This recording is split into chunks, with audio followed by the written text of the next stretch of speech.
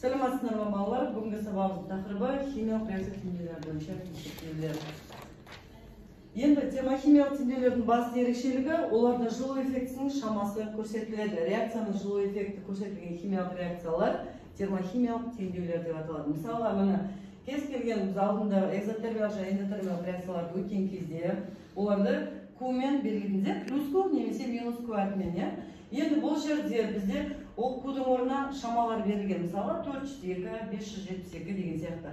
Бұндай шамалар көрсетілген теңдеулер болатын болса, бұларды термохимиялық теңдеулер деп атаймыз. Енді келесі, ең алдымен реакция кезінде жылудың бөлінуі немесе сіңірілуі реакция қатысушы реагенттердің табиғатына тәуелді болады екен. Мысалы, күкірт пен оттек әрекеттескенде көп мөлшерде жылу бөлінеді, ал азот оттекпен реакцияға түскенде керісінше жылу ішке қарай сіңіріледі екен. Енді жылу эффекті температураға да тәуелді болады. Жылу эффекті әрекеттесетін заттардың мөлшеріне не массаға тәуелді дейді.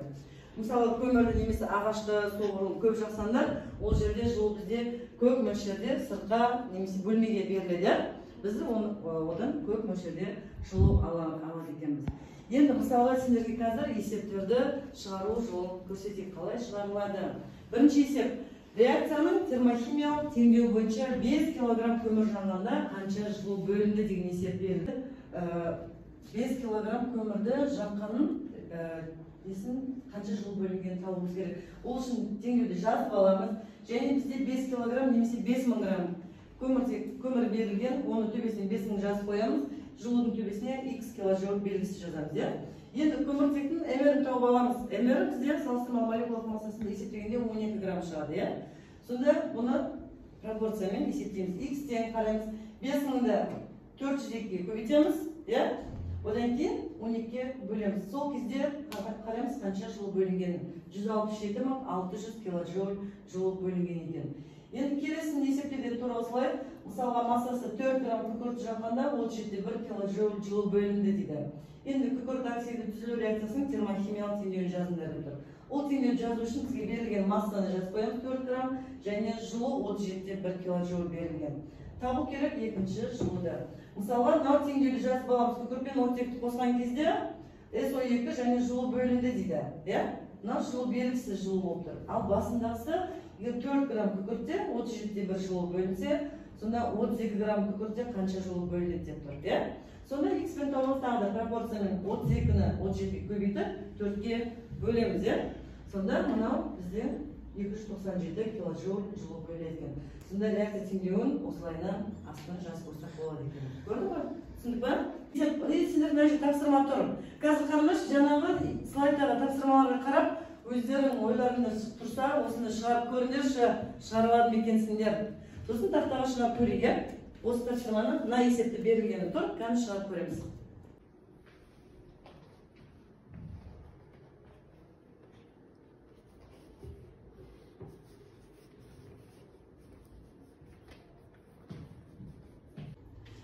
Ал жарайды, балалар болып па шығарып дәптерге? Кім шығарып тақтаға? Ағыр кешіп шығарып. Шығарып көреміз. 0,5 килограмм әктасты айыруға қанша жылу жұмсалады дейді. Ал есептейміз.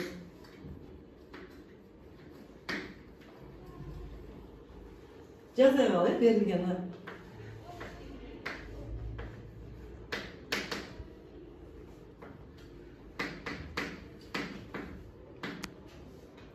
Масса 0,5 килограмм.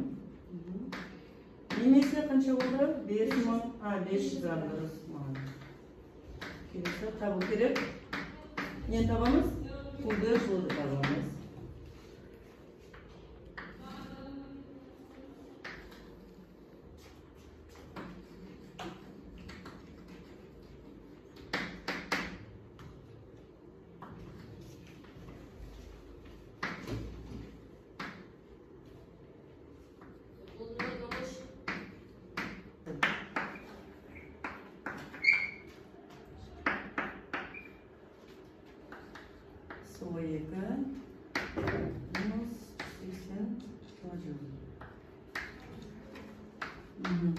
Енді X киложоуль болады. Осы жерде не істейміз енді? X'ті табамыз. Stepimizde 500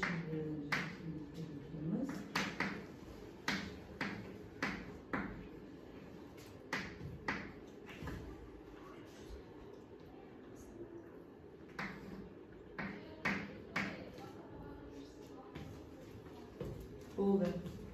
Балалар енді екінші тапсырма. Осыған жаңағы қарап шығара есептеді. Или сразу мен шығарып көрейінші деген бала бар ма? Шығарып көрші ал. Келді. Мына бой, мектаптар алабай. Астына жайына кішкене. Бізде реакцияның термохимиялық теңдеуі берілген. 80 грамм оттек сутекпен әрекеттескенде бөлінетін жылу мөлшерін есептедік тұр. Бізге масса берілген, оттек 80 грамм берілген.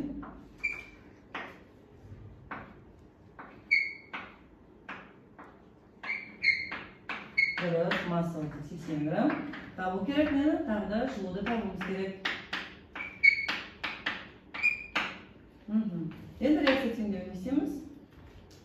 Жазып қоямыз.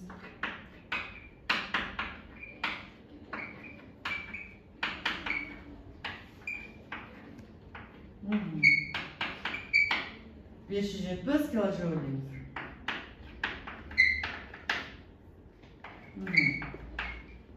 Енді бізде не берілген? Берілгенде масса оттек берілген. Төбесіне қанша жазып қоямыз? 80 грамм, дұрыс. Нені табу керек етін? 32 грамм, дұрыс, мр'ін тауып алды. X-ті қайда жазамыз? Ашық оның үстіне жазамыз да? Жылудың үстіне жазамыз 570 үстіне. X килоджоуль. 5 сөзге жазбаймыз. X килоджоуль. Енді табайық X-пен.